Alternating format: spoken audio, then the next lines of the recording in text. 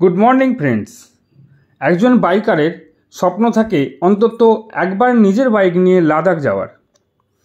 আমারও সেই স্বপ্ন ছিল বহুদিনের। অনেক প্রস্তুতির পর আজ আমি চলেছি আমার স্বপ্ন পূরণ করতে। আজ আমি শুরু করছি আমার ড্রিম রাইড। চলেছি লাদাখের উদ্দেশ্যে। আমি সূত্রধর হয়ে আমার সাথে আপনাদেরও নিয়ে যাব এই ভ্রমণে। আমার সাথে ভ্রমণের জন্য আমার চ্যানেলটি সাবস্ক্রাইব করে রাখুন। আমার চ্যানেল উৎপল ট্রাভেলার। চলুন দেখা হচ্ছে বাইকে।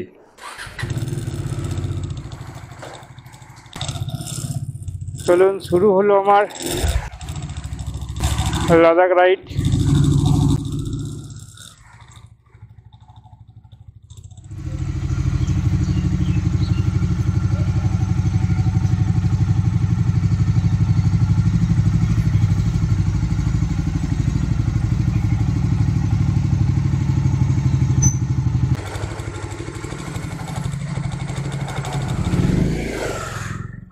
শুরু হয়ে গেল আমার ড্রিম রাইড লাদাখ। এখান থেকে 12 কিলোমিটার গিয়ে আমি এক্সপ্রেসওয়ে ধরবো, ন্যাশনাল হাইওয়ে 2।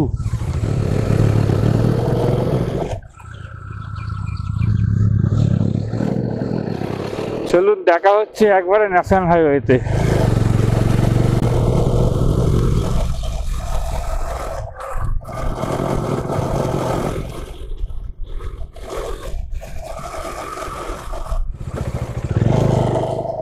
এখন বাজছে সকাল 5:10, মানে অনেক লেট করে ফেলেছি। বেরোনোর কথা ছিল কাল রাত্রি 9:30 10টা, মানে প্রায় 7 ঘন্টা লেটে আছি আমি। তো আমাকে দিল্লি পৌঁছাতে হবে কালকে। তো আমি চেষ্টা করছি ননস্টপ যাওয়ার। এমনি ছোটোখাটো ব্রেক নিয়ে আমি একবারে দিল্লি যাব। তো দেখি শরীর কতটা পারমিট দেয়, জানি না এখন কি হবে। হাইওয়েতে গিয়ে মিট করছি।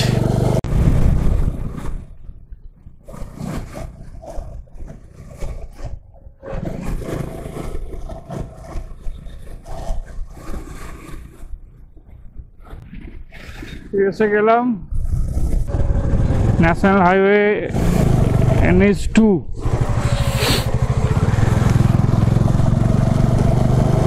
এখান থেকে এই রাস্তাই হচ্ছে কলকাতা দিল্লি এক্সপ্রেসওয়ে। আমি এটা ধরে কন্টিনিউ চলে যাব। চলুন রাস্তায় যেখানে যেখানে দাঁড়াবো ওখানে ডিটেলিং দিতে থাকবো, রাস্তার কন্ডিশন কি, কোথায় কি পাওয়া যায়। চলুন টাটা। এখানে একটা ছোট চা ব্রেক নিলাম, হোটেল লাল বাবা। এখানে অনেক স্পেস আছে, একদম হাইওয়ের ধারে, খুব সুন্দর জায়গা। চা আর একটা সিঙ্গারা খেলাম, 20 টাকা। চলুন আবার স্টার্ট করি আমার জার্নি এখান থেকে। দেখা হচ্ছে নেক্সট স্টপেজে। রাস্তা দারুণ। আমি এখন দুর্গাপুর ঢুকতে যাচ্ছি, ব্রেক নিয়ে একদম ফ্রেশ হয়ে গেছি, হয়ে এখন সোজা বেরিয়ে যাবো, যতটা পারবো টানবো। আমার কাছে সময় হচ্ছে 1300 কিলোমিটার আমার যেতে হবে। আমার সময় আছে 22 ঘন্টা 46 মিনিট। তো দেখা যাক। মোটামুটি 90 to 100 আমি ক্রুজ করে চলেছি এখন।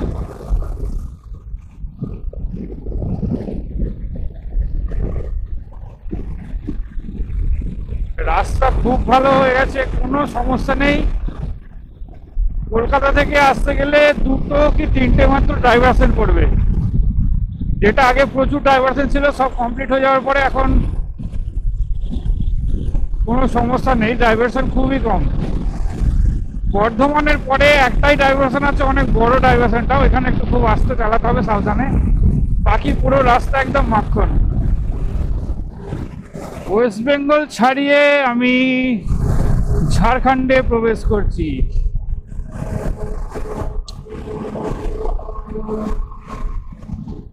এই যে নদী, নদীর নামটা কি বরাকর রিভার।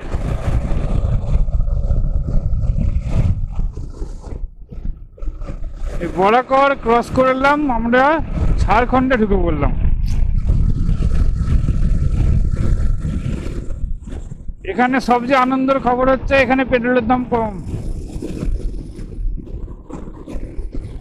এই যে সামনের লোকটি আমাকে দেখে ওর ইচ্ছা হয়েছে জোরে চালানোর।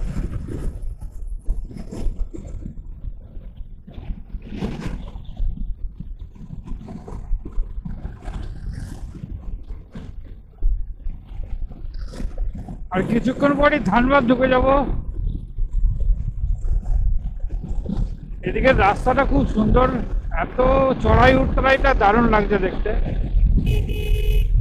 আর পুরো রাস্তা ঢালাই, এই ক্রসিং গুলো খুব মারাত্মক। আমার দুটো ক্রসিং এ সমস্যা হয়েছে।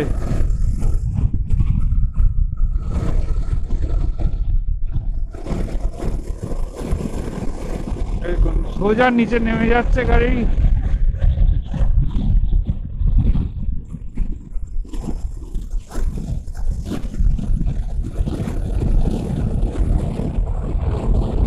একবারে উপরে উঠে গেল।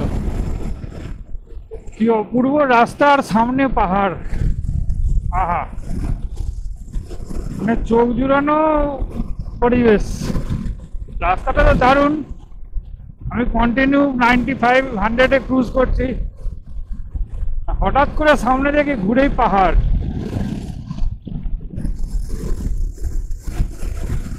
ক্যামেরায় কতটা কি বুঝতে পারছেন জানি না, কিন্তু দেখতে দারুণ লাগছে। এখন 9টা বাজছে, আমি তোপচাঁচি ক্রস করলাম। সামনে মেঘ, পাহাড়ে এসে গেছে, অপূর্ব দৃশ্য।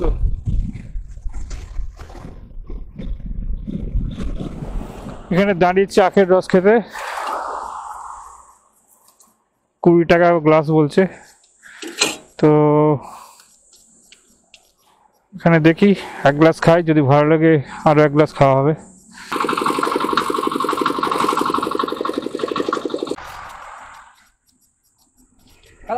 হ্যাঁ, কালাম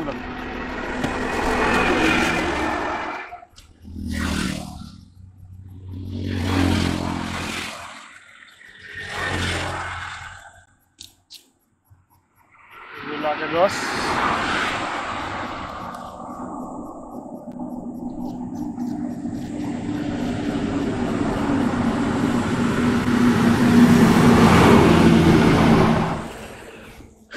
দু গ্লাস আখের রস খাওয়া হয়ে গেল। খেয়ে আবার জার্নি শুরু, সোজা গিয়ে চম্পারণ।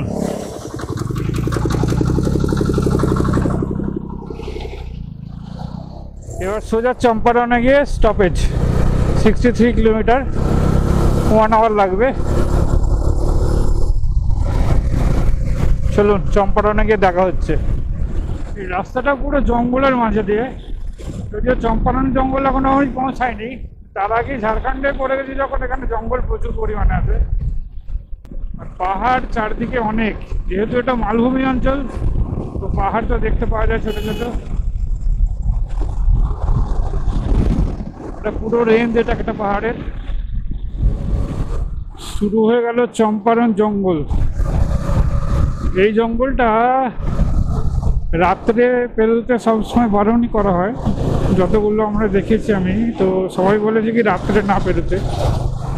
তো আমি তো যা ভোরবেলা পেরোনোর কথা ছিল, যেহেতু বৃষ্টির জন্য আমি বেরোতে পারিনি, তাই সকালবেলা বেরিয়েছি। তো আমি এখন 11টা 6 ঘন্টায় চম্পারণ জঙ্গল পৌঁছে গেছি।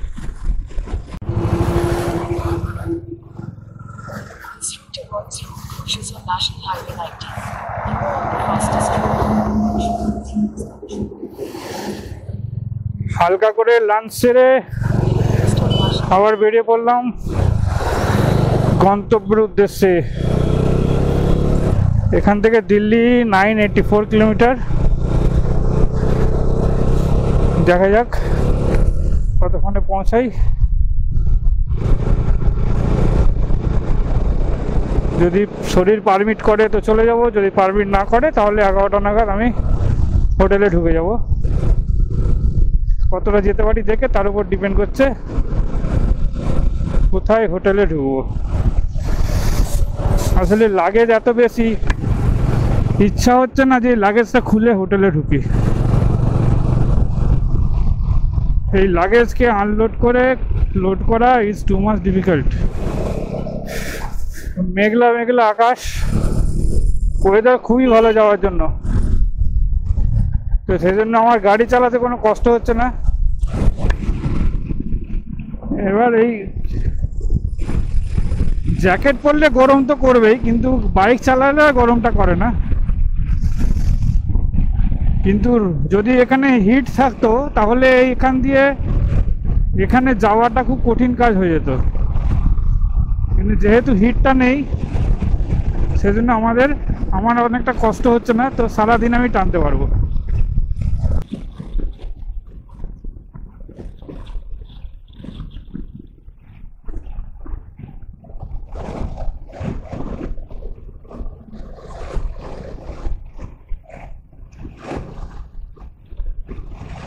বাপরে কত বালি জড়ো করেছে।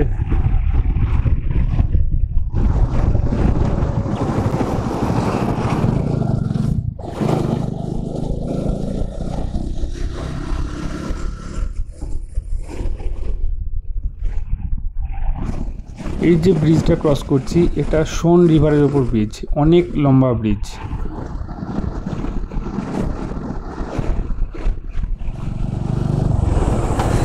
ডেহেরি,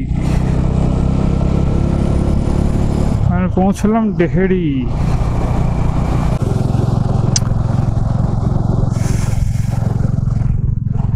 প্রচুর জ্যাম আছে পুরো রাস্তাটা। আমি এসে গেছি বারাণসীর কাছাকাছি। সাসারাম ঔরঙ্গাবাদ থেকে বারাণসী রাস্তাটা অনেক জায়গায় খুবই খারাপ, এত ডাইভারশন আছে, প্রচুর সময় লেগে গেছে এখানে। কারণ আমি যে মোমেন্টাম নিয়ে আসছিলাম এতক্ষণ বারাণসী পেরিয়ে চলে যেতাম, কিন্তু এত ডাইভারশন, কিছু রাস্তা এত খারাপ, যতক্ষণ না এই রোডটা কমপ্লিট হচ্ছে এইরকমই চলতে থাকবে। এই পোর্শনটা খুব খারাপ অবস্থা। আর বারাণসী বেশি দূর নেই, আমার গন্তব্য এখনো 850 কিলোমিটার। যতদূর শরীর টানবে যাব, তারপর থেমে যাব, শরীরের ওপরে কিছু না।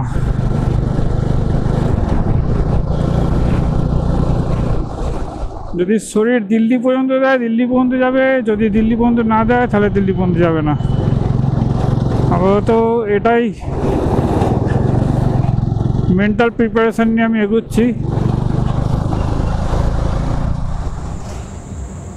নমস্কার বন্ধুরা, এখন 5টা বাজছে। আমি সকালে বেরিয়েছিলাম 5টা 10, এখন বাজছে 5টা 2। আমি এখন বারাণসী এসে পৌঁছেছি। একটু দাঁড়াচ্ছি, গাড়িটা গরম হয়ে যাচ্ছে লাগছে, গাড়িটা একটু গরম হয়ে গেছে, গরম গরম লাগছে। এরপরে এখান থেকে বেরিয়ে যাব। আমার টার্গেট আজকে কানপুর পেরিয়ে ক্রস করে যাওয়া, দেখি কতদূর টানতে পারি। আর যদি শরীর ফিট থাকে, শরীর সাথে দেয়, তাহলে আমি সোজা একদম দিল্লি আমার গন্তব্যে পৌঁছে যাব। এখান থেকে এখনও 12 ঘন্টা 12 ঘন্টা দেখাচ্ছে। তো যদি সারাটা জার্নি করি সকালে পৌঁছে যাব। যদি শরীর ফিট থাকে তাহলে বেরিয়ে যাব, না হলে কানপুরে গিয়ে রেস্ট করব। তো চলুন দেখি কতদূর যেতে পারি, আবার রাস্তায় দেখা হবে। এই বারাণসী ক্রস করছি, বারাণসী বাইপাস ধরে। আমার বাড়ি থেকে বারাণসী পৌঁছাতে সময় লাগলো 12 ঘন্টা। এখানে কিছুক্ষণ দাঁড়িয়েছিলাম, মিনিট 20 দাঁড়িয়ে একটু রেস্ট নিয়ে আবার বেরিয়েছি, আবার স্টার্ট করে দিয়েছি। পরবর্তী গন্তব্য কানপুর, প্রয়াগরাজ ক্রস করে। তো তারপরে যদি শরীর ফিট করে তো আরও এগিয়ে যাব, আর যদি দেখি না আর পসিবল নয় তাহলে কানপুরেতে আমি স্টে করব। আসলে লাগেজগুলোকে যেভাবে বেঁধেছি, একে স্টে করা মানে একে আবার খুলতে হবে, আর সেটা খুব কঠিন কাজ। একা একা এত লাগেজকে বাঁধা খুব কঠিন কাজ। সকালে আমার একাই বাঁধতে হয়েছে। কালকে স্যাডেল ব্যাগগুলো লাগানো ছিল, তাই তা না হলে অবস্থা খারাপ হয়ে যেত। দুটো স্যাডেল ব্যাগ প্রচুর ভারী হয়েছে। তো চলুন দেখা যাক কত দূর যেতে পারি। চলুন দেখা হচ্ছে পরবর্তী স্টপে বা পরবর্তী কোনো কিছু জিনিসে।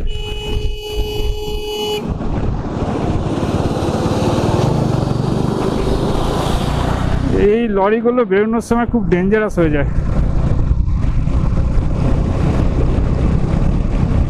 রাস্তায় 2-3টে খুব বাজে ইনসিডেন্ট হয়ে গেছে। একজোড়া দেখলাম জোর অ্যাক্সিডেন্ট হয়েছে, মানে যারা কাজ করছিল তাদেরকে মেরে দিয়েছে, একদম স্পট ডেথ হয়ে গেছে।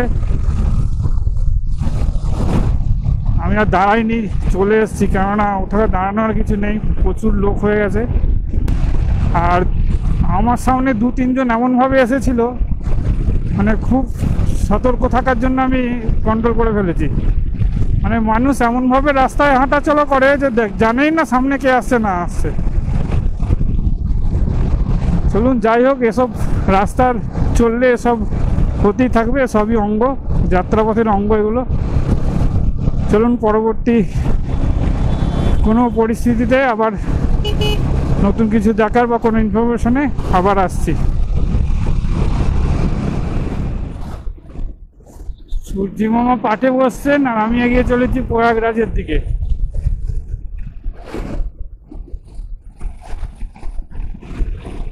হালকা মেঘের আড়ালে বারবার সূর্যি মামা লুকিয়ে পড়ছে। আমার পাটে বসার সময় হয়ে গেছে আর আমি এগিয়ে চলেছি প্রয়াগরাজের দিকে, বারাণসী ক্রস করে। রাস্তা তো খুব ভালো, কোনো সমস্যা নেই, যেটুকু সমস্যা আগেই ছিল, তারপর থেকে রাস্তা খুব ভালো। সূর্যটা কি দারুণ লাগছে, রাস্তার ওপরে একবারে সূর্য মাথায়।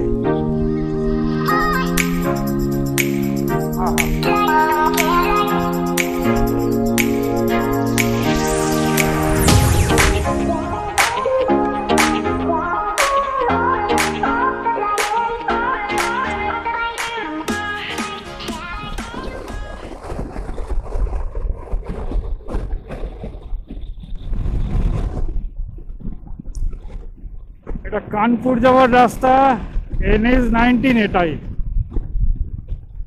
কিছুক্ষণ আগে প্রয়াগরাজ যাওয়াটা ডান দিকে ঘুরে যাচ্ছে আর কানপুর সোজা আসছে, একটু কনফিউশন ছিল। আমি ওখানে ইউপি পুলিশের পুলিশ দাঁড়িয়েছিল, ওনাদেরকে জিজ্ঞাসা করলাম, উনি বললেন সোজাটা কানপুর, ডান দিকে নিলে প্রয়াগরাজ চলে যাচ্ছে। এই রাস্তাটা প্রয়াগরাজকে বাইপাস করে সোজা যাচ্ছে কানপুর। রাস্তার দু সাইডে গাছপালা, পুরো ব্যারিকেড দেওয়া। রাস্তাটা কিরকম উপরে উঠে গেছে দেখুন, সোজা খাড়াই উপরে উঠেছে।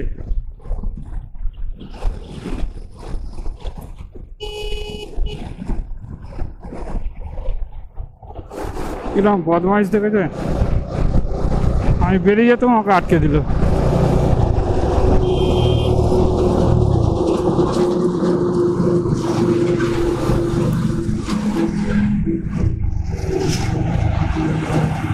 নিজেও যেতে পারবে না, আমাকেও ছাড়বে না।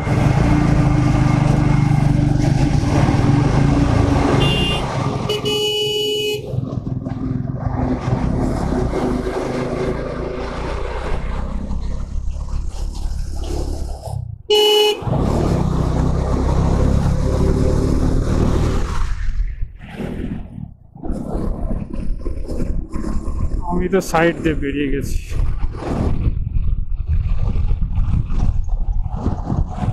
অনেক হাইট, রেল, আচ্ছা রেল লাইন ক্রস করছে, রেল ওভার ব্রিজ।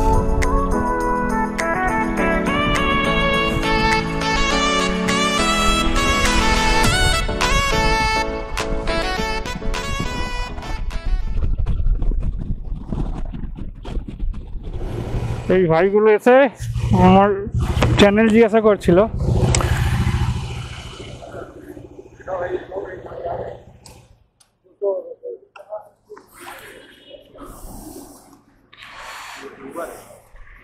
भाई हम गाड़ी देख के बता देगी यार, तुम आप देख रहे हो भाई। हम चलो भाई हम मेरी नजर पड़ी यार, यूट्यूबर है भाई। कहाँ जा रहे हो? लद्दाख जा रहे हैं। चलो सही है चलो भाई। चैनल का नाम क्या ये है? ये है यूट्यूब चैनल का है, ये इंस्टाग्राम का है। चलो बाय।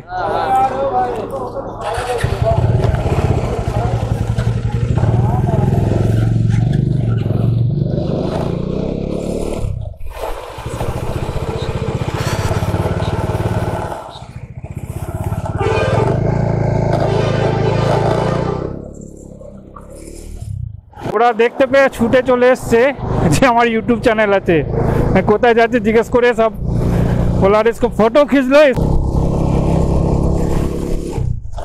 अभी इन लोगों के लिए मुझे हिंदी में भी डबिंग करना पड़ेगा। चलो आगे देखते हैं, हिंदी में करेंगे। कानपुर থেকে এখনো 195 কিলোমিটার দূরে আছি। এখানে একটা পেট্রোল পাম্পের পাশে একটু চাটা খেয়ে একটুখানি রেস্ট নিয়ে নিলাম 10-15 মিনিট, গাড়িটাও ঠান্ডা হলো। এবার সোজা গিয়ে কানপুর স্টে করব, কোথাও ধাবা দেখে ধাবাতে খাবো, খেয়ে যদি ফ্রেশ লাগে তো আগে বেরোবো। আর যদি দেখি যে না আমার শরীর বইছে না তাহলে কানপুরে স্টে। তো ইচ্ছা আছে বেরিয়ে যাবার, জানি না কি হবে। আমার ছেলেও ফোন করে বললো বাবা কখন আসবে, আমি বললাম সকালে না হলে দুপুরে। বললো না তুমি সকালেই চলে এসো। তো দেখা যাক কি হয়, শরীর যদি ঠিক লাগে তাহলে যাব, কোনো রিস্ক নেব না। চলুন কানপুরে দেখা হচ্ছে। কানপুর থেকে 70 কিলোমিটার দূরে এই হোটেলে খেতে বসেছি।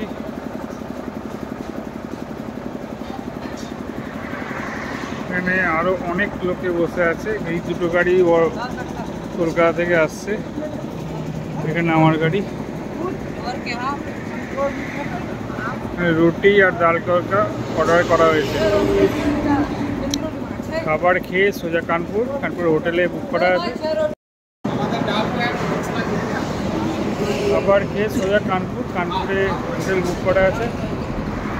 মানে আজকে রেস্ট নেই, কালকে আর্লি মর্নিং বেরিয়ে সোজা দিল্লি। এখানে খাওয়া কমপ্লিট। এই হোটেলে খেলাম আমরা মিন্স আরও ওয়েস্ট বেঙ্গল থেকে 4টে গাড়ি এসছে, এটাও খেলো। এটা কারেই বেরিয়েছে আর আমি একা এখন বাইক নিয়ে।